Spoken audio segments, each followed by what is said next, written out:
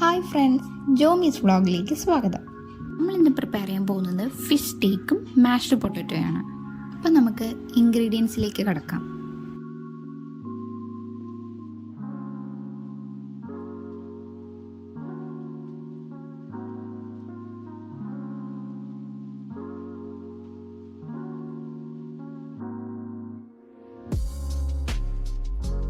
മുളക് പൊടി, ginger garlic paste, ഉപ്പ്, അരിപ്പൊടി, എണ്ണ, കുരുമുളക് പൊടിയാണ് നമ്മുടെ ഇൻഗ്രീഡിയൻസ്. മുളക് പൊടി ഞാനിവിടെ 2.5 ടീസ്പൂണോളം യൂസ് ചെയ്യുന്നുണ്ട്. എൻ്റെ എരിവിന് ആവശ്യമായിട്ടുള്ള മുളക് പൊടിയാണ് ഞാൻ യൂസ് ചെയ്തിരിക്കുന്നത്. നിങ്ങളുടെ എരിവിനനുസരിച്ചുള്ള മുളക് പൊടി നിങ്ങൾക്ക് യൂസ് ചെയ്യാവുന്നതാണ്. അതുപോലെ തന്നെ കുരുമുളക് പൊടി, ജിഞ്ചർ ഗാർലിക് പേസ്റ്റ്, ഉപ്പ്, അരിപ്പൊടി, എണ്ണ എന്നിവ ഒഴിച്ച് മിക്സ് ചെയ്യാം. എണ്ണയ്ക്ക് പകരം വേണമെങ്കിൽ നിങ്ങൾക്ക് ലൈം ജ്യൂസും യൂസ് ചെയ്യാവുന്നതാണ്. കുറച്ച് വെള്ളവും കൂടി ഒഴിച്ച് മിക്സ് ചെയ്യാം.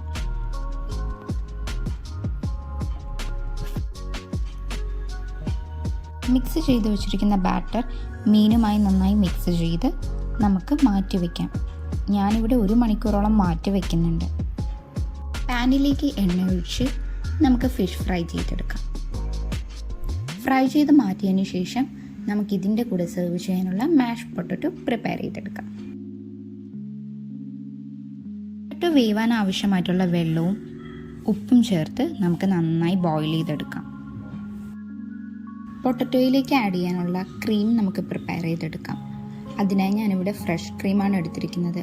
അതിലേക്ക് കുറച്ച് ബട്ടർ ആഡ് ചെയ്ത് നന്നായിട്ട് ഹീറ്റ് ചെയ്തെടുക്കാം.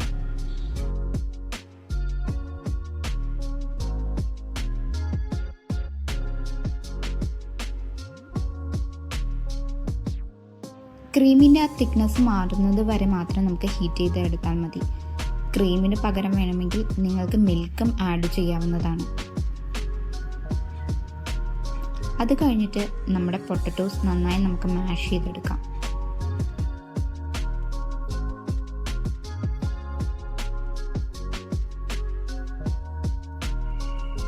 മാഷ് ചെയ്ത് വെച്ച പൊട്ടറ്റോയിലേക്ക് നമ്മൾ പ്രിപ്പയർ ചെയ്ത് വെച്ച ക്രീം ആഡ് ചെയ്ത് കൊടുക്കാം.